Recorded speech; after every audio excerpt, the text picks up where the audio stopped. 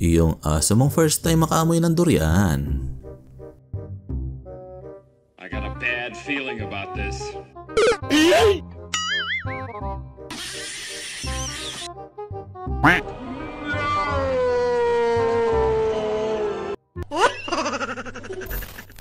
Hi guys, kumusta? Ito ang mga nakakatuwa, nakakatakot, at mga hindi inaasahang eksena sa buhay. Ang tanging pangarap daw ng groom ay magkaroon ng mala fairy tale na wedding.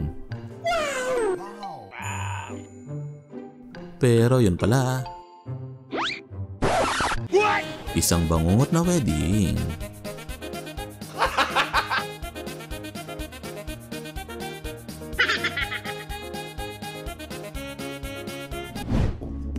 Wala namang kamalay-malay si kuya na nakatingin sa kanyang kamera. It was at this moment that he knew.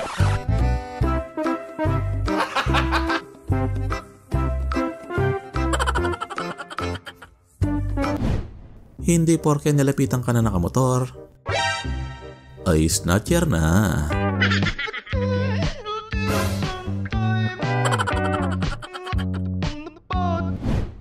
Iyong hobby mong mag-shortcut.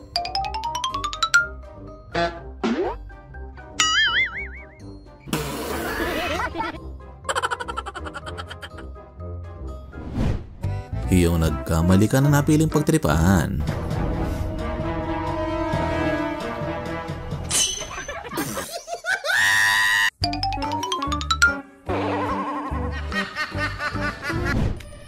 Iyong akala mo nalilimos lang si kuya, pero tirador pala ng tsinelas. What?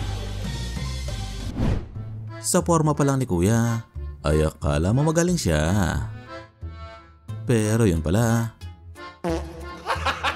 ay isa ding sablay.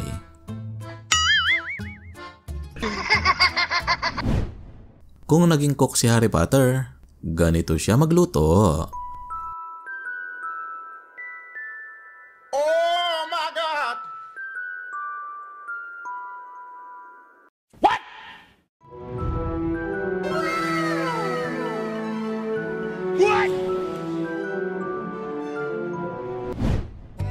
Ganito naman ang reaksyon ni Mister nang malamang aalis si Mrs.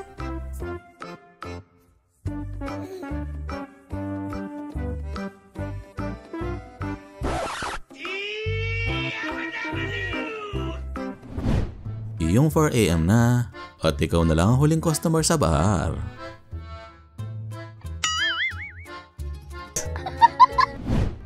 Magpapakita daw ng malupit na trick si kuya nang hindi gumagamit ng skateboard.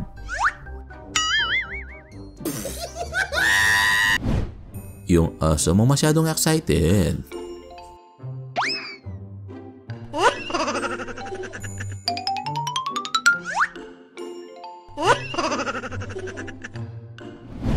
Yung pagsilip mo ng CCTV ay ito mapapanood mo.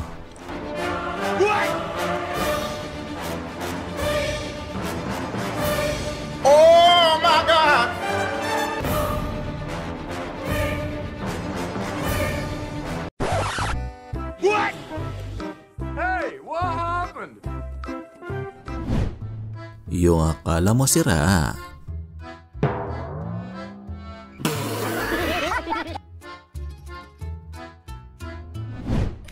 Yung pusa mong mahilig tumakas.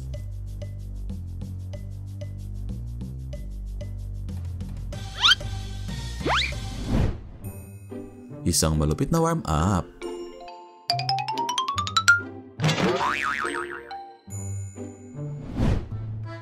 Yung sawa ka na sa itsura mo.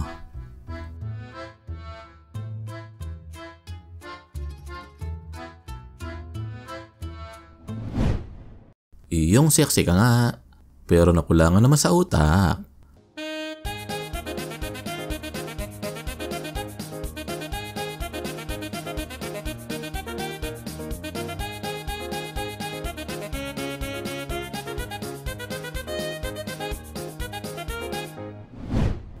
Yung bagong lipat ka at ganito pala ang kapitbahay mo. no!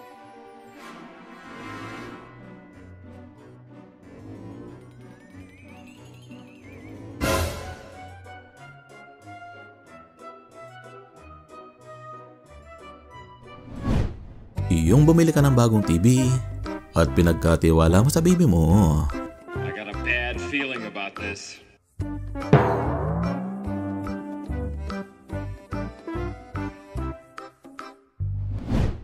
Yung napasobra ka sa Milo.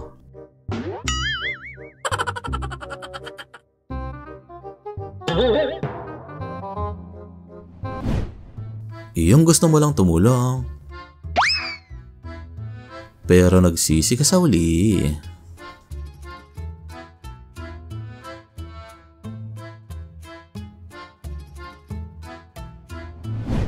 Yung nagkamali ka ng kinalaban.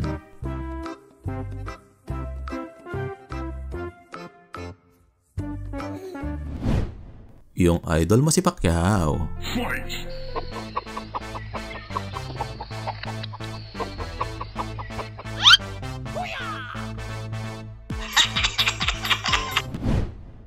Ganito naman mag-park ang kamote driver.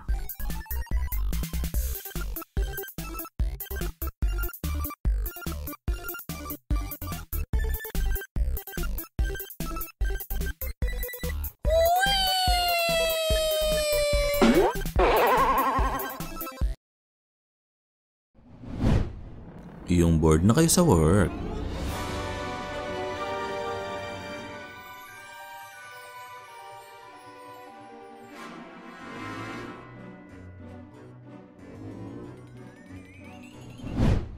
Ganito naman na napala ni Kuya.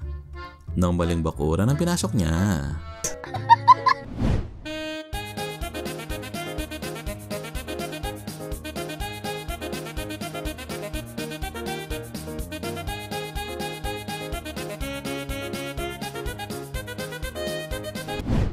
Tapusin natin ang video sa pinaka-cute na clip. Siga daw ang aso na to. Pero may masiga pala sa kanya.